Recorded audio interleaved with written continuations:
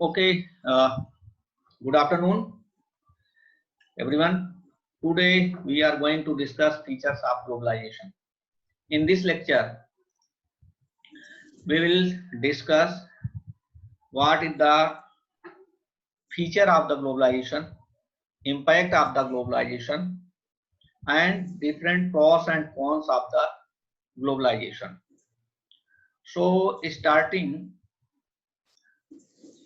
with the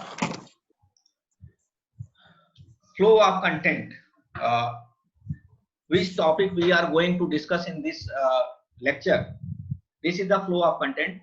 Introduction means what is globalization, globalization background, globalization theory, theories of globalization, salient features of globalization, stages in globalization, impact of globalization, means there are positive and negative impacts always of the globalization, and conclusion.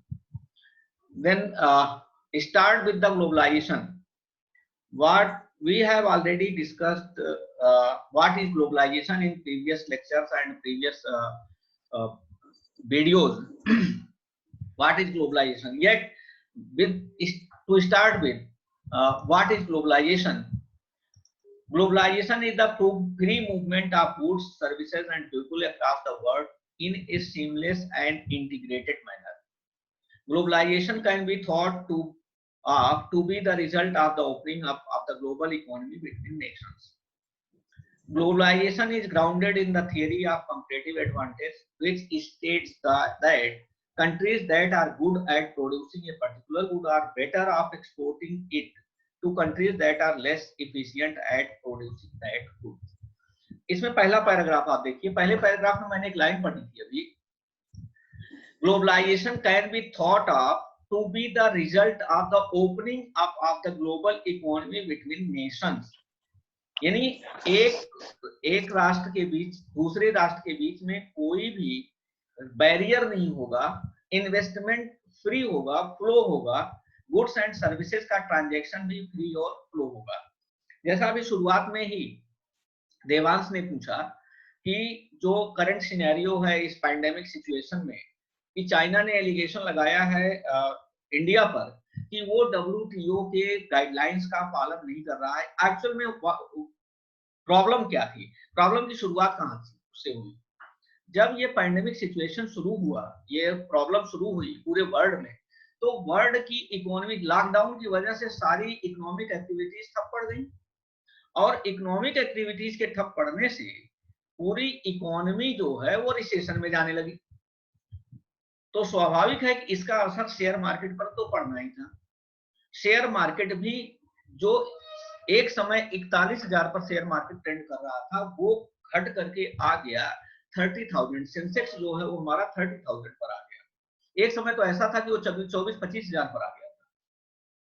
तो अभी की situation में हुआ क्या कि China का central bank, आप लोग जरा इसको ध्यान से सुनिएगा, चाइना का सेंट्रल बैंक ने जो जिसका HDFC में 0.8% का शेयर था, आप ध्यान किसी का आप अपनी जो माइक है उसको म्यूट कर लीजिए, जिसको क्वेश्चन करना होगा वही बोलेगा, बाकी लोग माइक म्यूट कर लें.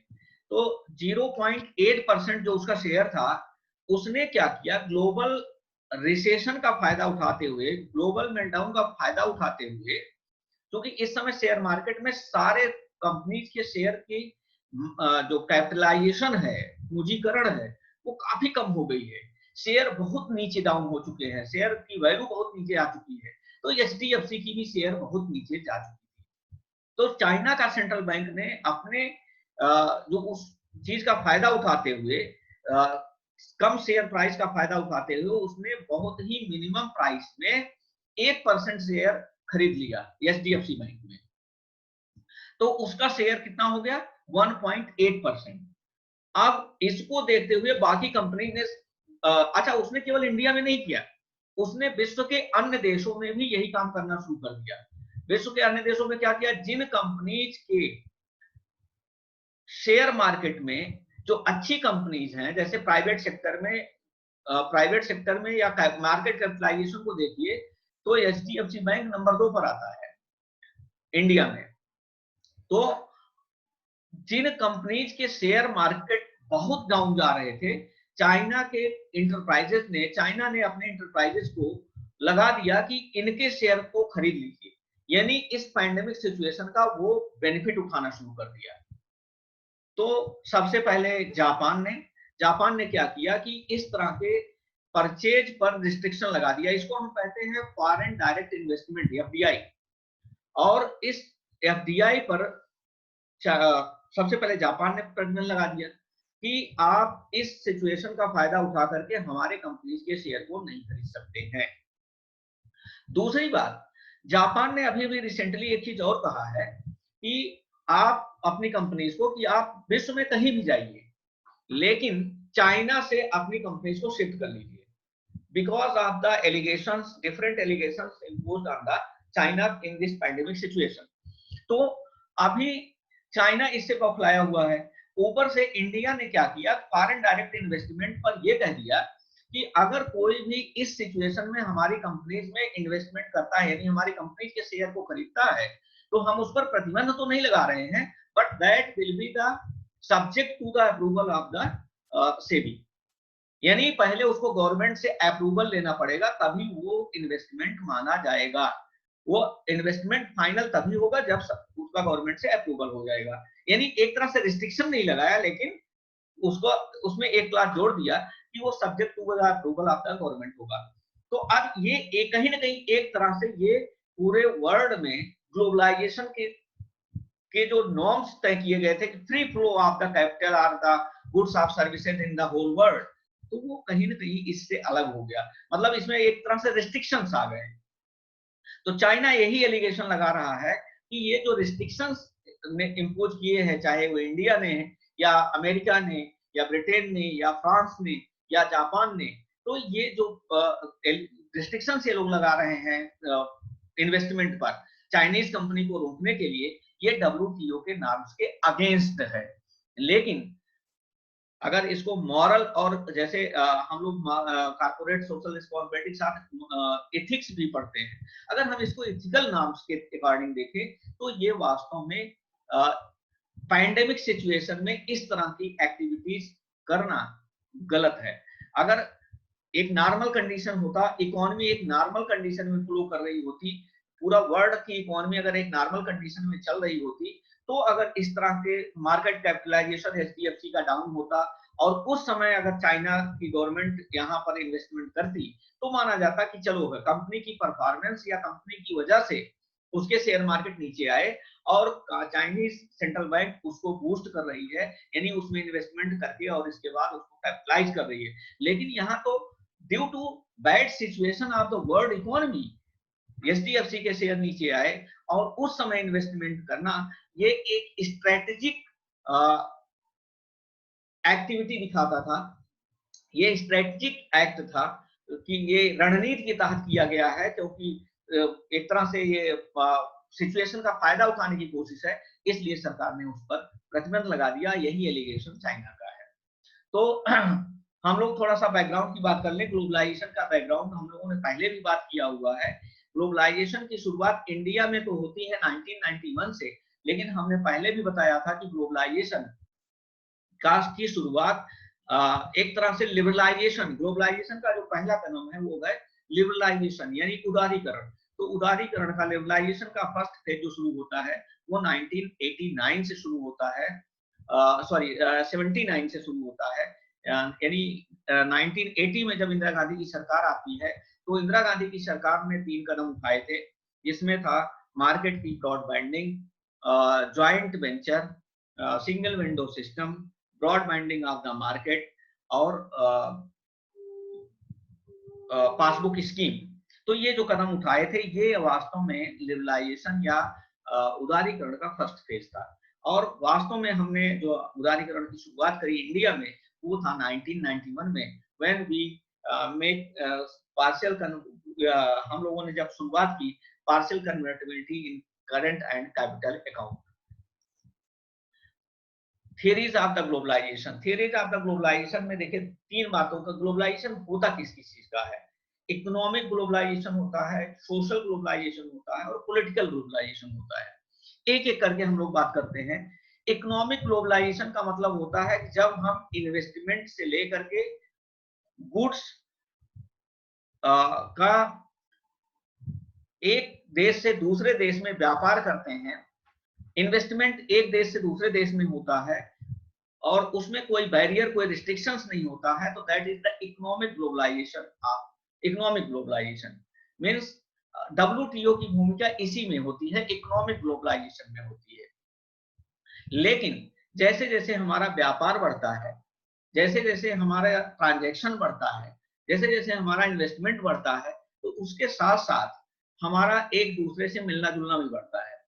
हम एक दूसरे के यहाँ पर्यटन के लिए, कभी कभी हम लोग घूमने टहलने के लिए पर्यटन के उद्देश्य से, कभी कभी शिक्षा के उद्देश्य से और कभी कभी व्यापार के उद्देश्य से एक देश से दूसरे देशों पर यात्रा करते हैं। तो स्वाभाविक की बात है, जब शिक्षा के लिए, पर्यटन के लिए हम दूसरे देश की यात्रा करेंगे तो वहां के कल्चर का हमारे साथ मिलना होगा, हमारे कल्चर का उनके साथ मिलना होगा। तो ये एक तरह से कल्चरल जो रिलेशनशिप होता है एक देश का दूसरे देश के साथ, इसको कहते हैं सोशल ग्लोबलाइजेशन। स्वाभाविक सी बात है, जब हम एक दूसरे देश से मिलेंगे, एक दूसरे देश के लोगों से मिलेंगे, इकोनॉमिक एक्टिविटीज होंगी, तो डिसीजन तो पॉलिटिकल सिस्टम ही लेगा, देश की जो गवर्नमेंट है वो लेगा। तो उसके आपस के रिलेशन हमेशा क्या करेंगे, सोशल और इकोनॉमिक ग्लोबलाइजेशन पर इंपैक्ट डालेंगे ही डालेंगे। तो जो जैसे आप एग्जांपल ले सकते हैं कि अभी 90 का डिकेड देख लीजिए और 90 के दशक में अमेरिका ने भारत पर ढेर सारे व्यापार प्रतिबंध लगा रखे थे। इवन कि अगर हम 2000 के बाद की स्थिति देखें, 2010 तक अमेरिका के ढेर सारे प्रतिबंध थे।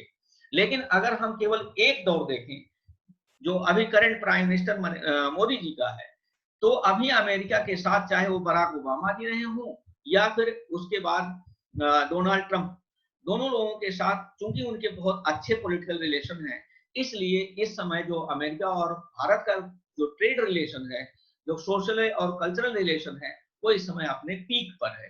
तो always the political system of the country have impact on the economic and social globalization. तो the nature of the globalization, globalization की जब शुरुआत हुई तो वो वास्तव में शुरुआत कैसे हुई? देखिए, हमने पहले ही बताया है, पूरा जो विश्व की इकोनॉमी थी वो दो ध्रुवों में बटी हुई थी। एक तरफ था पूंजीवाद, दूसरी तरफ था समाजवाद। समाजवाद की जो धुरी थी वो था USSR, United states of Soviet Russia और चाइना, और जो पूंजीवाद की धुरी थी वो था अमेरिका, ब्रिटेन, फ्रांस, जर्मनी और जापान। ये पूंजीवादी राष्ट्र थे। यद्यप साउथ एशिया में भी कुछ एशियन टाइगर्स कहे जाने वाले जो इकोनॉमीज थी, उनको भी हम पूंजीवादी कैपिटलिस्ट इकोनॉमी में ही रखते हैं। लेकिन 1985 में जब फॉरेन एक्सचेंज रिजर्व पर बुरा प्रभाव पड़ने लगा, क्यों पड़ने लगा? 1983 में सेकेंड ऑयल शॉक आया था। फर्स्ट ऑयल शॉक जो था वो 73-74 में था, 79 में सेकेंड ऑयल शॉक आया और उसका प्रभाव हुआ 83-84 में। तो पूरे विश्व में जो फॉरेन एक्सचेंज रिजर्व की स्थिति जो थी वो थोड़ी सी गड़बड़ होने लगी, तो सिचुएशन बदलने लगी। इसी समय हमारा जो भारतीय अर्थव्यवस्था थी वो बहुत ज्यादा निर्भर थी वो सोवियत संघ के सहायता पर और सोवियत संघ के व्यापार पर। लेकिन सोवियत संघ में भी एक परिवर्तन हो रहा था। वहां पर वहां की इकोनॉमी जो समाजवादी इकोनॉमी थी, सोशलिस्ट इकोनॉमी थी, जिसको हम कम्युनिस्ट इकोनॉमी भी कहते हैं, साम्यवादी जो व्यवस्था थी, अर्थव्यवस्था थी, वो वहां पर कोलैप्स होने लगी। इन सब परिस्थितियों में हमें भी अब अपनी इकोनॉमी को, जिसको हमने क्लोज कर रखा था, जिसको हम क्लोज्ड इकोनॉमी कहते थे, अपनी इकोनॉमी को भी खोलना पड़ा और धीरे धीरे हम उदारीकरण की तरफ, लिबरलाइजेशन की तरफ बढ़ते गए और 1991 में हमको लिबरलाइजेशन यानी उदारीकरण और अपनाना पड़ा। तो ग्लोबलाइजेशन का जो शुरुआत होता है वो कहां से होता है? लिबरलाइजेशन से। सैलिएंट फीचर्स ऑफ ग्लोबलाइजेशन, जो हम लोगों का बेसिक टॉपिक है वो क्या है? सैलिएंट फीचर्स, यानी ग्लोबलाइजेशन के फीचर्स क्या क्या होते हैं। तो सबसे पहला फीचर होता है लिबरलाइजेशन, उदारीकरण, फ्री ट्रेड, मुक्त व्यापार, ग्लोबलाइजेशन ऑफ इकोनॉमिक एक्टिविटी, जो मैं अभी बता चुका हूं आपको, इकोनॉमिक एक्टिविटी का भूमंडलीकरण, liberalisation of import and export system, आयात और निर्यात का उदारीकरण, privatisation, increased collaboration and economic reforms. देखिए अब एक एक करके हम लोग इसकी बात करें। तो सॉरी, थोड़ा सा गड़बड़ हो गया, मैं फिर से शुरू कर रहा हूं इस स्लाइड को।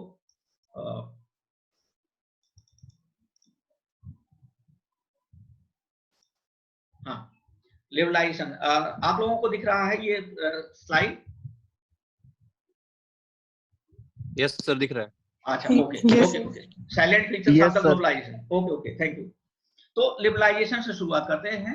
1991 में एक चीज कहा जाता है कि वास्तव में जो ग्लोबलाइजेशन था उसका जो फर्स्ट फेज था लिबरलाइजेशन। तो लिबरलाइजेशन हमारी मजबूरी थी, ना कि एक स्वाभाविक प्रक्रिया। It was not an autonomous process but it was a compulsion at that time. क्यों कंपल्सन था? भारत के साथ तीन तरह की समस्याएं थी। एक तो खाड़ी का युद्ध चल रहा था। खाड़ी युद्ध होने से जो भारत की जो इकोनॉमी थी वो एक तरह से डबल इन्फ्लेशन में पहुंच गई। डबल इन्फ्लेशन में पहुंचने का कारण क्या था? थर्ड ऑयल शॉक जिसको हम कहते हैं। व्यापार विश्व में तेल की कीमतें बहुत तेजी से उछली, 250% कीमत की वृद्धि हो गई। हमारा जो इन्फ्लेशन रेट था वो डबल डिजिट में पहुंच गया। खाड़ी युद्ध होने की वजह से जो फॉरेन इनकम था हमारा वो बहुत लोअर लेवल पर पहुंच गया। खाड़ी से बहुत सारे लोगों को हमको निकालना पड़ा, तो वहां से इनकम का सोर्स बंद हो गया।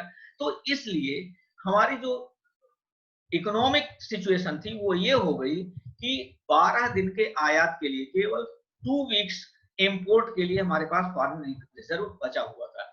ऐसे स्थिति में भारत ने विश्व बैंक से और आईएमएफ से सहायता मांगी। उस समय भारत को यह सहायता नहीं मिल पाई अमेरिका के दबाव में। अमेरिका ने भारत पर व्यापार प्रतिबंध लगा दिया। सुपर 200, 300 और स्पेशल 301, दो धाराएं थी जो पेटेंट का एक तरह से बहाना लेकर के लगाई गई थी भारत के खिलाफ व्यापार प्रतिबंध। और भारत का जो सबसे ज्यादा व्यापार होता था वो था यूरोपीय यूनियन के साथ। तो यूरोपीय यूनियन ने कहा कि हम अब व्यापार किसी और अन्य देश के साथ नहीं करेंगे बल्कि हम इनवार्ड ट्रेडिंग करेंगे। तो ऐसी परिस्थितियों में भारत को क्लोज इकोनॉमी के रूप में रखना शायद संभव नहीं था, क्योंकि अब हमको विदेशों से ओपन करके अपनी इकोनॉमी को उदार बना करके अपने रूल्स एंड रेगुलेशंस को लिबरलाइज करके फॉरेन इन्वेस्टमेंट को अट्रैक्ट करने के अलावा हमारे पास कोई विकल्प नहीं था। और दूसरा क्या था? Free trade. फ्री ट्रेड हमको कोई तभी दे सकता है जब हम उसको व्यापार करने की अनुमति दे। जैसा कि हमने बताया कि अमेरिका, जिसके साथ हमारा ज्यादा आज की भी डेट में सबसे ज्यादा एक्सपोर्ट और इंपोर्ट आज भी अमेरिका से होता है। पूरे विश्व में सबसे ज्यादा एक्सपोर्ट और इंपोर्ट हमारा अमेरिका से होता है। तो उस समय भी अमेरिका ने व्यापार प्रतिबंध लगा दिया। 25% हम अपने टोटल व्यापार का जो यूरोपीय यूनियन के साथ करते थे उसने भी व्यापार प्रतिबंध, उसने कहा हम इनवार्ड ट्रेडिंग करेंगे। तो हम अब मजबूर थे कि हम WTO, उस समय तो था नहीं, कि उसके नॉर्म्स के तहत चले जाते और हम सबसे व्यापार करना शुरू कर देते। तो हमने अपने ट्रेड रिलेशंस को बढ़ाने के लिए फ्री ट्रेड की पॉलिसी को अपनाना शुरू कर दिया। तो इसके लिए ग्लोबलाइजेशन के लिए दूसरा क्या है कि हम अपने ट्रेड, इंपोर्ट और एक्सपोर्ट के नाम्स को ढीला करें, लिबरलाइज करें। इकोनॉमिक एक्टिविटी, इकोनॉमिक एक्टिविटी के लिए बहुत सारी चीजें होती है, जैसे ट्रांसपोर्टेशन होता है, कस्टम ड्यूटी होती है, टैरिफ होता है, कोटा होता है। इन सब को हमको मिनिमम लेबर पर लाना पड़ेगा, क्योंकि अगर हम किसी के खिलाफ कस्टम इम्पोज करेंगे तो वो हमारे प्रोडक्ट पर अपना टैरिफ इम्पोज करेगा। Liberalization of import and export system, ये हमने पहले ही बताया, दो तरह के अकाउंट होते हैं हमारे ट्रेड में। एक को हम कहते हैं करंट अकाउंट कन्वर्टिबिलिटी और दूसरे को हम कहते हैं कैपिटल अकाउंट कन्वर्टिबिलिटी। जब हम केवल कैपिटल का, केवल गुड्स एंड सर्विसेज का जब हम कन्वर्जन करते हैं, ट्रेड करते हैं, तो ये करंट अकाउंट कन्वर्टिबिलिटी कहती है। लेकिन जब हम इन्वेस्टमेंट की बात करते हैं, फॉरेन डायरेक्ट इन्वेस्टमेंट की बात करते हैं, फॉरेन इंस्टीट्यूशनल इन्वेस्टमेंट की बात करते हैं या FIIs की बात करते हैं, तो वो आता है हमारे कैपिटल अकाउंट कन्वर्टिबिलिटी में। अभी जो भारत ने चाइना के खिलाफ जो लगाया है, जो अभी देवांश ने पूछा था, तो वो था फॉरेन इंस्टीट्यूशनल इन्वेस्टमेंट पर सरकार ने ये रोक लगाई, ना कि फॉरेन डायरेक्ट इन्वेस्टमेंट पर। फॉरेन इंस्टीट्यूशनल इन्वेस्टमेंट यानी कोई कंपनी यदि किसी भी कंपनी में इन्वेस्टमेंट बढ़ाना चाहती है तो उसे सरकार से अनुमति लेकर के उसको वेरीफाई कराना पड़ेगा, तभी वो फाइनल माना जाएगा। दूसरा प्राइवेटाइजेशन, भाई किसी को इन्वेस्टमेंट की अनुमति देंगे, लेकिन अगर वो सेक्टर आप किसी दूसरे के लिए खोलेंगे नहीं तो कैसे वो आकर के इन्वेस्टमेंट करेगा। जैसे रिटेल सेक्टर, बहुत समय तक रिटेल सेक्टर हमारा फॉरेन इन्वेस्टमेंट के लिए बंद था, तो यहाँ पर वॉलमार्ट जैसी कंपनी नहीं आ सकती थी। लेकिन जैसे ही हमने रिटेल सेक्टर को फॉरेन इन्वेस्टमेंट के लिए खोला तो वॉलमार्ट भी हमारे यहाँ आ गई। इंक्रीज्ड कोलैबोरेशन, अब ये दो तरीके से हो सकता है। एक तो ये हो सकता है कि आप अपना सिंगल आकर के लगाएं, और जैसे अभी वॉलमार्ट को मैंने एग्जांपल लिया, तो वॉलमार्ट ने यहाँ पर भारती के साथ भारती एयरटेल के साथ यहाँ पर, सॉरी एयरटेल नहीं, भारती के साथ किया, तो भारती वॉलमार्ट बन गया। इसी तरह के तरीके से कोलैबोरेशन हुआ, वोडाफोन ने आइडिया के साथ कोलैबोरेट किया तो वोडाफोन आइडिया बन गया। भारती ने एयरटेल के साथ किया तो भारती एयरटेल बन गया। तो इस तरह से जो कंपनीज का आपस में कोलैबोरेशन होता है उसको भी बढ़ाना पड़ता है, ये भी एक फीचर है ग्लोबलाइजेशन का। इकोनॉमिक रिफॉर्म, स्वाभाविक सी बात है कि आपका ग्लोबलाइजेशन तभी सक्सेसफुल होगा जब आप इकोनॉमिक सिस्टम को, रूल्स एंड रेगुलेशंस में समय के साथ परिवर्तन करें। क्योंकि देखिए जब 90s का डिकेड था, उस समय की सिस्टम, उस समय हमारा ऑनलाइन ट्रेड नहीं था। आज हम ई कॉमर्स में ट्रेड करते हैं, ई कॉमर्स सेक्टर आ गया, उस समय हमारा रिटेल सेक्टर था। तो ई कॉमर्स का तब आज के साथ अगर हम पुराने रूल रेगुलेशन को नहीं कंपैटिबल करेंगे तो हमारी समस्याओं का समाधान नहीं हो पाएगा।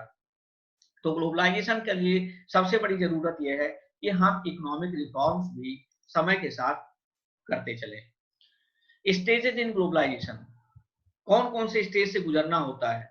सबसे पहले डोमेस्टिक मार्केट, फिर वर्ल्ड मार्केट, फिर मल्टीनेशनल कंपनी, फिर ग्लोबल, इसके बाद ट्रांसनेशनल कंपनी। एक एक करके बात करते हैं।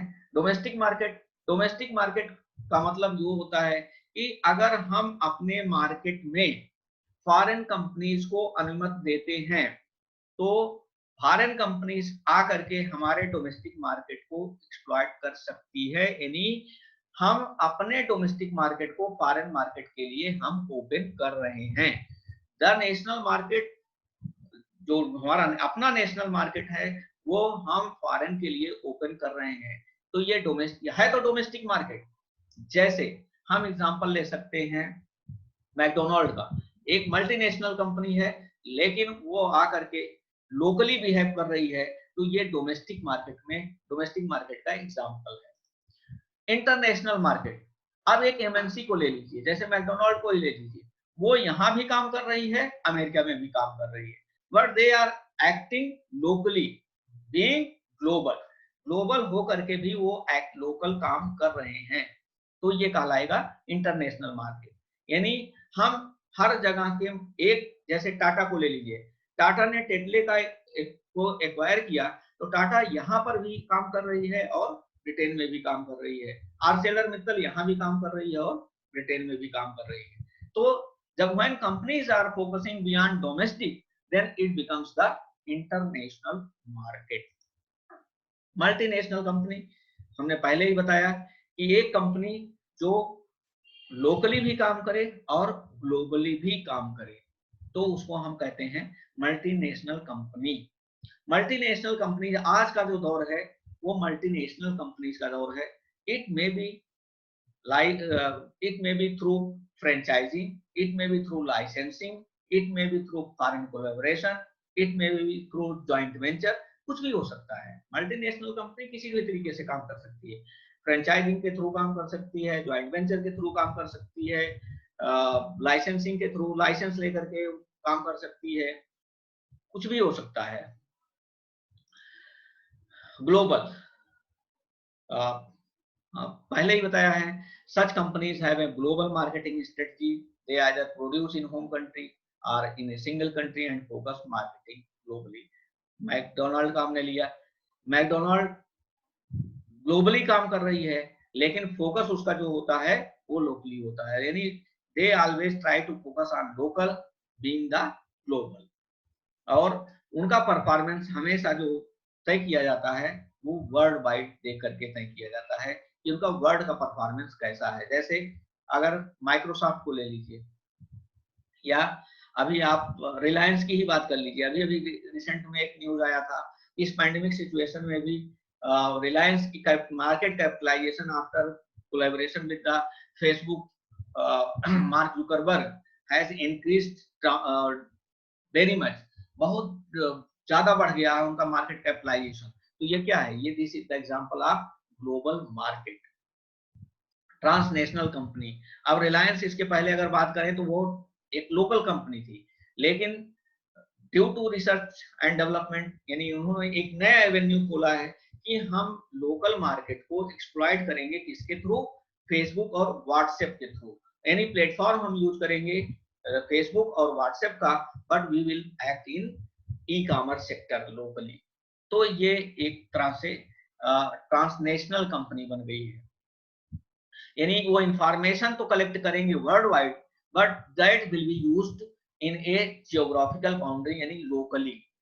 तो जो डेटा है, जैसे अभी एक एलिगेशन लगा कि जूम पर हम लोग क्लास ले रहे हैं अभी भी, तो जूम का डेटा चाइना स्टोर कर रहा है, ये रोज एक न्यूज आप सुन रहे हैं। तो वो क्या कर रहा है, इस डेटा को क्या करेगा, they are getting the data internationally but they will use the data locally. वो अब चाइना में इंडिया का डेटा लेकर के थोड़ी कोई कुछ कर पाएगा, उसको बिजनेस करने के लिए तो इंडिया में ही आना पड़ेगा ना, तभी तो उस डेटा का उपयोग हो पाएगा। तो the impact of globalisation positive, यानी rapid growth of business, opportunity to go global, introduction of various new technology, rise in excess of technology in rural area, new technology in the agriculture, literate farmers, rise in the literacy rate. अच्छा, आप लोगों को एक चीज और बता दें कि अगर आप लोगों का ये सेशन आउट हो जाता है तो उसी सेम क्रेडेंशियल से आप तुरंत फिर लॉगिन कर लीजिएगा, ठीक है ना। Impact of globalization negative, disparity in the society, यानी आपस में आर्थिक असमानता बढ़ती है। Ethical responsibility of business has been diminished, जैसे हमने कहा कि चाइना एथिकल रिस्पॉन्सिबिलिटी नहीं निभा रहा है, ये ग्लोबल बिजनेस का एक निगेटिव इम्पैक्ट है कि एथिकली बिहेव नहीं कर रही है चाइनीज कंपनी, वो पैंडेमिक सिचुएशन का फायदा उठा करके टेक ओवर करने का प्रयास कर रही है।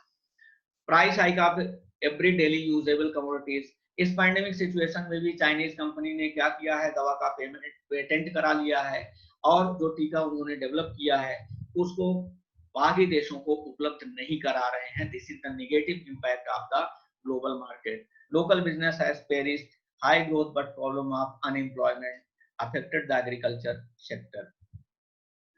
तो अभी जो कुछ था ये हमने आपको pros and cons and features of the globalization हमने बताया। अब इसके बाद जो हम लोग बात करेंगे वो